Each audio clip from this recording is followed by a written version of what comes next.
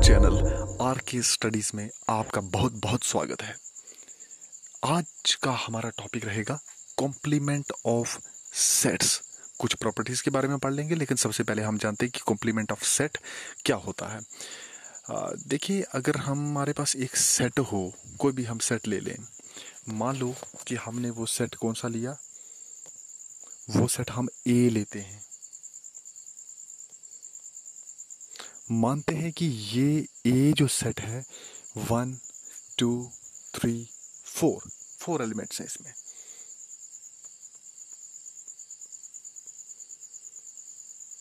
इसी का एक यूनिवर्सल सेट हम ले लेते हैं। एक हमने सेट ले लिया, एक उसका यूनिवर्सल सेट ले लिया। चलिए यूनिवर्सल सेट लेते हैं।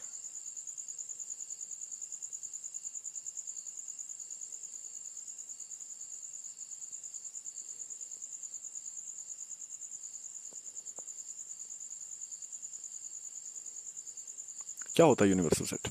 जिसमें उस सेट के कम से कम सारे के सारे एलिमेंट्स हों, उससे ज्यादा भी हों अच्छा है, लेकिन कम से कम उस सेट जितने एलिमेंट्स वो हैं वो होने चाहिए। तो ये हमारे पास यूनिवर्सल सेट आ गया, इसमें सारे के सारे एलिमेंट्स आ रहे हैं ए के। अब एक और सेट लिखते हैं।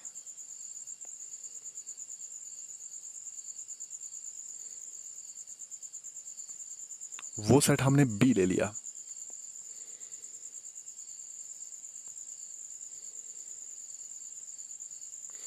अब यहां पे समझने की कोशिश कीजिएगा कि हम कॉम्प्लीमेंट ऑफ सेट किसको कहेंगे। देखिए, जैसे यहां पे लिखा ना कि ए हमारे पास एक सेट आ गया, उसी का एक हमने यूनिवर्सल सेट ले लिया। सेट आ गया, यूनिवर्सल सेट ले लिया, उसके बाद एक और सेट ले लिया बी। अच्छा देखिए, यहाँ पे हम अगर देखें तो ए के सारे एलिमेंट्स यू में है, यानी कि यूनिवर्सल सेट में है। बी के सारे एलिमेंट यूनिवर्सल सेट में है। तो ए और बी दोनों के लिए यूनिवर्सल सेट सेम हुआ। ओके, तो यहां तक हमें क्लियर है। उसके बाद अब देखिए, ए के एलिमेंट्स जो यू में है कौन कौन से हैं? 1 2 3 4। इसके अलावा ए के यूनिवर्सल सेट में ए के एलिमेंट्स के अलावा और कौन से एलिमेंट्स हैं, उनका एक अलग से सेट बनाइए। अरे हमने तो बना के रखा है, ए के एलिमेंट्स को छोड़ के एक अलग से सेट बनाइए, वो हमने बी रखा है उसको। वो जो अलग एलिमेंट्स जिसमें ए का एलिमेंट एक भी ना हो, वो जो अलग से सेट बनेगा उसको बोलेंगे कि ये ए का कॉम्प्लीमेंट है। समझे बात को? हमने एक सेट लिया, उसी का यूनिवर्सल सेट लिया, यूनिवर्सल सेट से कुछ एक्स्ट्रा एलिमेंट्स उठाई। ये एक्स्ट्रा एलिमेंट मैं क्यों बोल रहा हूँ? क्योंकि ए के लिए ये यूनिवर्सल सेट है, बी के लिए भी है, ऐसी बात नहीं है। ए के लिए भी ये यूनिवर्सल सेट है। और दूसरा ये कि ए के एलिमेंट्स के अलावा कुछ एलिमेंट्स इसमें जो प्रेजेंट हैं उसका हमने एक अलग से सेट बना दिया। जब हमने एक अलग से सेट बना दिया, वो उन ए के एलिमेंट्स को छोड़ के बाकी एलिमेंट्स का जो सेट होगा वो होगा ए का कॉम्प्लीमेंट। ए का कॉम्प्लीमेंट, इसको हम इस तरह से डिनोट करते हैं, ए कॉम्प्लीमेंट। यहां पे वो बी है, इसलिए हम उसको इक्वल टू बी लिख देंगे। अब A complement is equal to B आ गया। मतलब समझ आया? कोई भी सेट लो, यूनिवर्सल सेट बनाओ उसका, यूनिवर्सल सेट के कुछ एलिमेंट्स, बचे हुए एलिमेंट्स जो कि उस सेट के नहीं थे, वो उठा के एक अलग से सेट बना दो। तो कहने का मतलब वो जो नया सेट बनेगा ना, जिसमें पहले वाले सेट का एक भी एलिमेंट, जैसे यहाँ पे ए का केस था, ए का एक भी एलिमेंट उसमें नहीं होना चाहिए, तो वो जाके जो सबसेट है हमारे पास, जो सेट है हमारे पास, वैसे यूनिवर्सल का तो सबसेट हुआ ना, तो वो जो सेट है हमारे पास वो क्या कहलाएगा? कॉम्प्लीमेंट किसका? उस पहले वाले सेट का जिसका हमने यूनिवर्सल सेट बनाया था। ओके, यहां पर है ये कॉम्प्लीमेंट। वैसे एक बात हो रहा है, ए कॉम्प्लीमेंट अगर बी के इक्वल है ना, तो बी कॉम्प्लीमेंट ए के इक्वल होगा। क्यों? क्योंकि ये जो यूनिवर्सल सेट है ना, ये सिर्फ ए के लिए नहीं है, ये बी के लिए भी है। तो सेम कंडीशन जो हमें ए के लिए सेटिस्फाई हो रही है वो बी के लिए भी तो हो रही है। अरे हम ऐसा भी तो कह सकते हैं, बी के एलिमेंट्स जो उसके यूनियन में, यानी कि यू में है, उसके अलावा छोड़कर एक सेट बना दो। क्या बनेगा 1 2 3 4, वो तो ऑलरेडी बना हुआ है जी, वो तो हमने ए बना के रखा है। तो वो जो नया सेट होगा वो कॉम्प्लीमेंट होगा किसके लिए, वो बी के लिए कॉम्प्लीमेंट होगा। तो ठीक है ना, बी का कॉम्प्लीमेंट क्या आया ए का कॉम्प्लीमेंट क्या आया बी। एक बात और, ए का कॉम्प्लीमेंट तो बी आ गया, अब अगर हम लें ए का कॉम्प्लीमेंट क्या था, बी था, उसका कॉम्प्लीमेंट ले लें, यानी कि ए कॉम्प्लीमेंट का जो होल कॉम्प्लीमेंट होता है, ए कॉम्प्लीमेंट का होल कॉम्प्लीमेंट किसके इक्वल होता है। जब हम अरे पास ऐसी बात आती है तो ए कॉम्प्लीमेंट ऑलरेडी किसके इक्वल था, वो था बी के इक्वल। तो अब ये बन गया बी कॉम्प्लीमेंट, तो वो हमने पहले ही बात की कि बी कॉम्प्लीमेंट किसके इक्वल होता है, वो ए के इक्वल होता है। तो ये वापस से ए कॉम्प्लीमेंट का होल कॉम्प्लीमेंट किसके इक्वल हो जाता है, ये ए के इक्वल हो जाता है। तो हमने क्या देखा, हमने देखा कि ए कॉम्प्लीमेंट जो है उसका होल कॉम्प्लीमेंट हमेशा उसी सेट के इक्वल होगा, किसी भी सेट के कॉम्प्लीमेंट का होल कॉम्प्लीमेंट उसी सेट के इक्वल होगा। ओके, ये हमने कॉम्प्लीमेंट के बारे में थोड़ा सा जाना। अब नेक्स्ट देखते हैं, नेक्स्ट है हमारे पास कि यूनिवर्सल सेट जो है ना, इसको हम ऐसा लिख सकते हैं, देखिए जी, हम मतलब इसको एक अलग फॉर्म में लिखते हैं कि यूनिवर्सल सेट में कोई हमारे पास जो किसी सेट है उसका कॉम्प्लीमेंट यूनिवर्सल सेट में क्या होगा, कौन से एलिमेंट्स का जो सेट है वो उसका कॉम्प्लीमेंट होगा। तो हम देखते हैं कि एक जो ऐसा सेट हमेशा किसी के लिए कॉम्प्लीमेंट होता है, जैसे ए की हमने बात की थी, तो कोई एक ऐसा एलिमेंट होगा, वो वैसे ये एलिमेंट नहीं, इन काफ़ी सारे एलिमेंट्स हैं, एक्स की वैल्यू बहुत सारी हैं, लेकिन वो सारी हैं, इसके लिए मैं लिखता हूँ ना, कंडीशन लिखता हूँ, एक्स सच दैट, एक्स जो है वो इस यूनियन में बिलोंग कर रहा था, बट एक्स जो है वो नहीं बिलोंग कर रहा था ए में। लिख सकते हैं जी, हम लिख सकते हैं ना, वो सारे एलिमेंट्स जो यू के हों बट ए के ना हों वही है ए के कॉम्प्लीमेंट।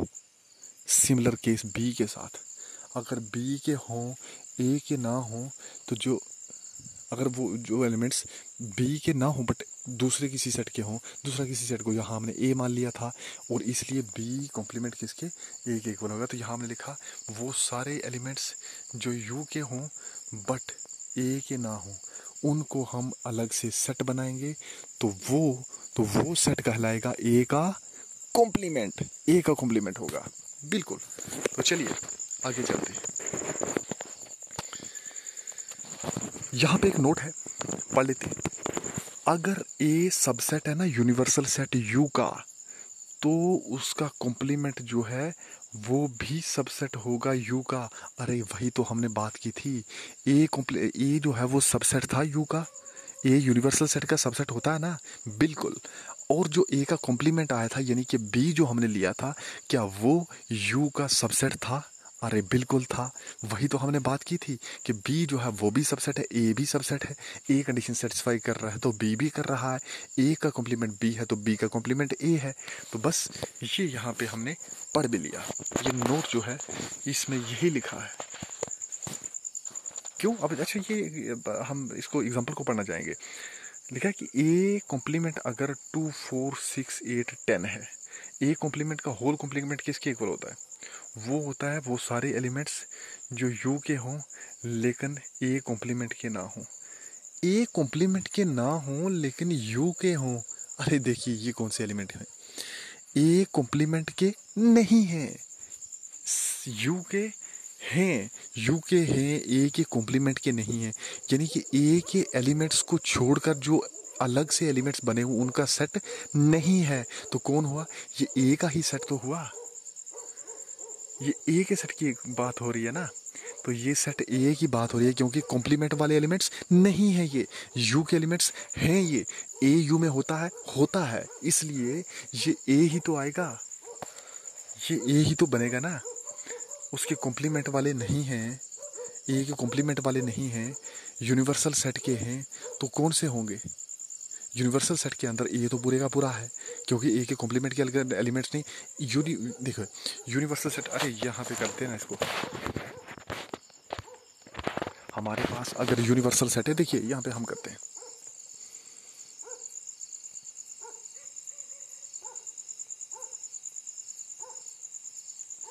सॉरी सॉरी सॉरी,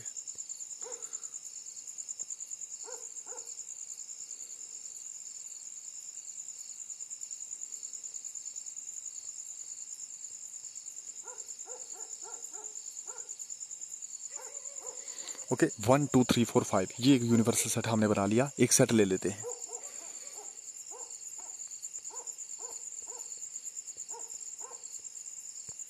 ये हमने सेट बना लिया। अब देखिए ए जो है वो यू का सबसेट है, वो तो होना ही चाहिए, वो तो है ही, क्योंकि इसके लिए यू क्या है, यू एक यूनिवर्सल सेट है।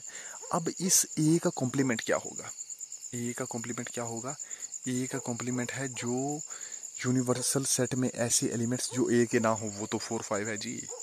और 4 5 को अलग से करके हमने एक सेट बना दिया, इसको ए का कॉम्प्लीमेंट नाम देते हैं।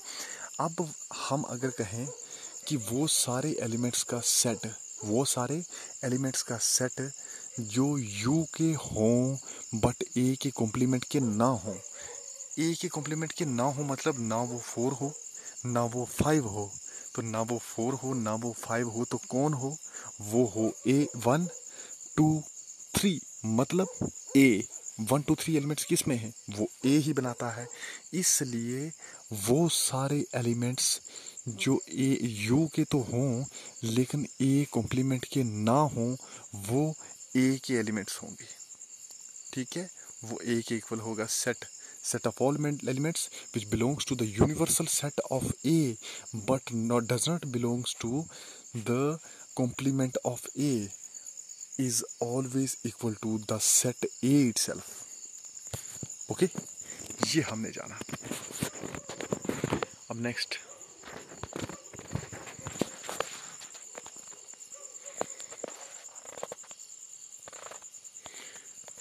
हम देखते हैं कुछ प्रॉपर्टीज के बारे में कि कॉम्प्लीमेंट सेट्स की कुछ प्रॉपर्टीज।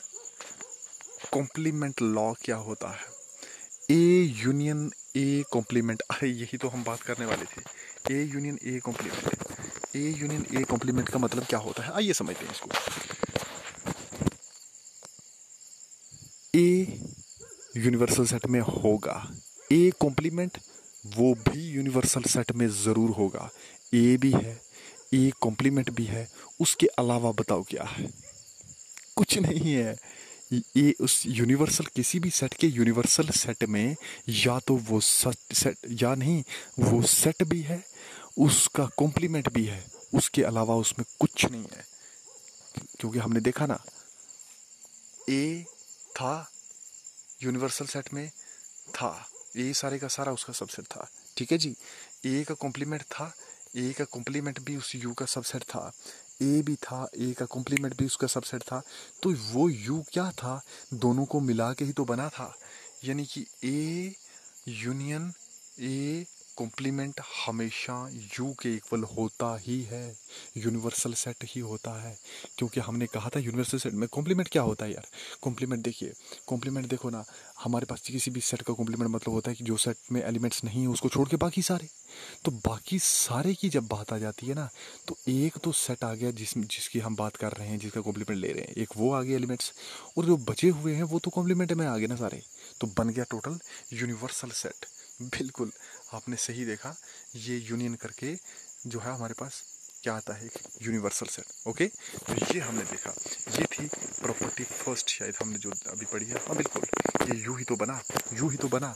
अब इसमें एक और चीज़ है, अगर हम दो सेट्स ले रहे हैं, उन दोनों के दोनों सेट्स का अगर हम इंटरसेक्शन ले रहे हैं, यदि दो सेट कौन से हैं, एक हम लें ए, एक लें उसका कॉम्प्लीमेंट। हम लेते हैं ए और उसके कॉम्प्लीमेंट के साथ लेते हैं उसका इंटरसेक्शन। इंटरसेक्शन मतलब बताया था हमने, पिछली एक लेक्चर में बताया था क्या होता है, कॉमन। जी, कॉमन एलिमेंट्स कौन कौन से हैं, ऐसा कौन सा एलिमेंट है ए का जो ए के कॉम्प्लीमेंट में हो, एक भी नहीं होगा। ए का ऐसा एक भी एलिमेंट नहीं है जो उसके कॉम्प्लीमेंट में हो, ए के कॉम्प्लीमेंट का भी एक भी ऐसा एलिमेंट नहीं है जो ए में हो। तो ये दोनों के बीच में कॉमन क्या हुआ, कुछ नहीं, तो 5। इसलिए ए और ए कॉम्प्लीमेंट के बीच में कॉमन कुछ नहीं, यानी कि एम्प्टी, यानी कि फाई, एम्प्टी सेट बना, फाई लिख दिया। ओके, तो ये है हमारे पास नेक्स्ट प्रॉपर्टी। ए इंटरसेक्शन अगर हम करेंगे ए के साथ, ए के कॉम्प्लीमेंट के साथ, ए की जो इंटरसेक्शन है वो ए के कॉम्प्लीमेंट के साथ अगर करेंगे ना, तो वो हमेशा फाई बनेगा, खाली सेट बनेगा। दोनों में कॉमन कुछ भी नहीं है, दोनों में कॉमन कुछ नहीं है। ओके, एक दूसरे का कॉम्प्लीमेंट है तो कॉमन क्या होगा, फिर तो वो कॉम्प्लीमेंट ही नहीं हुआ ना। ओके, ये सेकंड प्रॉपर्टी थी कॉम्प्लीमेंट लॉज की। डी मॉर्गन लॉ भी है हमारे पास। वो कहता है कि ए यूनियन बी करो उसका कॉम्प्लीमेंट लो, ए यूनियन बी करो उसका कॉम्प्लीमेंट लो। अरे देख लेते हैं ना, तो वो होता है ए का कॉम्प्लीमेंट इंटरसेक्शन बी का कॉम्प्लीमेंट। चलिए इसको भी देख लेते हैं। A complement intersection B complement, A complement intersection B complement, इसको हम लिखने की कोशिश करेंगे। देखिए, सबसे पहले हम लिखेंगे यहाँ पे एक यूनिवर्सल सेट है, सॉरी एक यूनिवर्सल सेट है हमारे पास। हम उस यूनिवर्सल सेट की बात करेंगे। 1 2 3 4 5 बहुत है। यूनिवर्सल सेट, यूनिवर्सल सेट हमने एक ले लिया। इसमें से किसका यूनिवर्सल सेट है ये, मैं लेता हूँ ना सेट्स। एक सेट ए ले लिया जो कि है 1 2 3। एक सेट बी ले लिया जो कि है 5 के इक्वल। हो सकता है ऐसा बी, क्योंकि किसी सिंगलटन एलिमेंट्स भी, सेट्स भी तो होते हैं सिंगलटन सेट्स जिसमें एक ही दो एलिमेंट होता है। अब 5 है तो बी सेट बन गया, ए सेट बन गया, यूनिवर्सल सेट भी आ गया, दोनों के लिए एक ही हमारे पास 1 2 3 4 5। अब यहाँ पे देखिए, अगर मैं इसको लिखूं, कैसे लिखूं कि ए यूनियन बी, तो क्या आएगा, ए यूनियन बी में क्या आएगा, ए यूनियन बी में आएगा 1 2 3 5। 1 2 3 5, ए और बी को मिला के एलिमेंट्स मिला दो, बन गया यूनियन 1 2 3 5। लेकिन जब मैं इसका कॉम्प्लीमेंट लिखूंगा ना, तो 1 2 3 5 को छोड़ के बाकी क्या बचा। कॉम्प्लीमेंट का मतलब उस सेट के अलावा यूनिवर्सल सेट में और क्या है।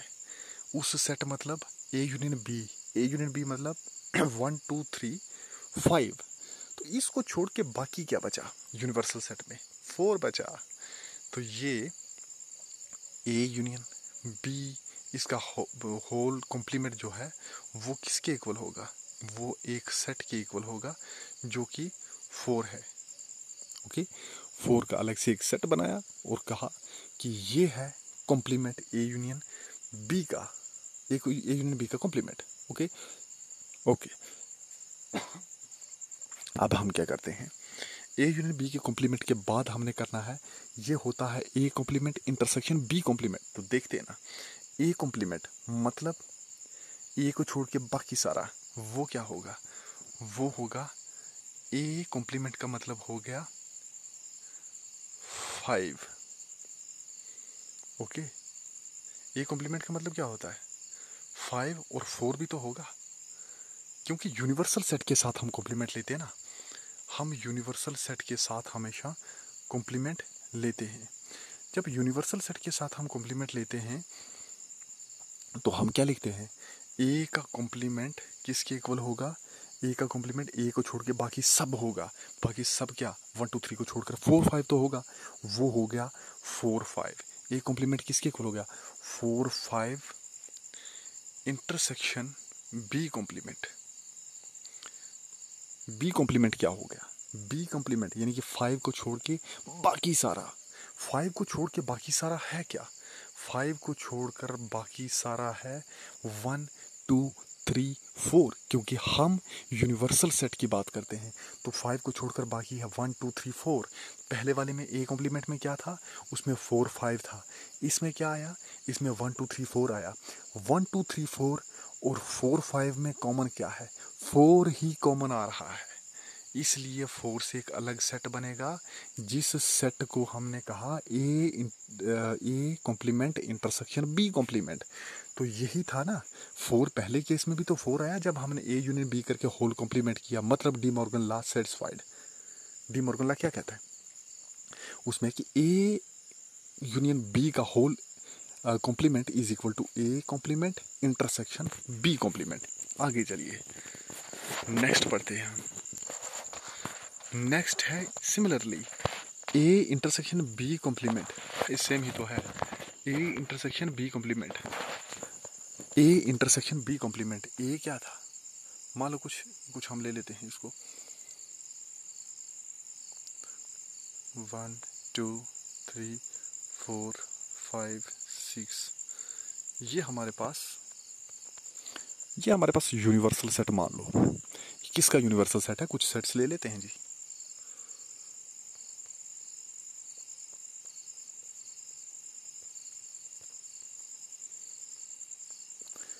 ए आ गया 1 2 3, बी क्या आ गया, इसको हम 4 लिख सकते हैं, 3 भी लिख सकते हैं, ऑर्डर पे डिपेंड नहीं करता।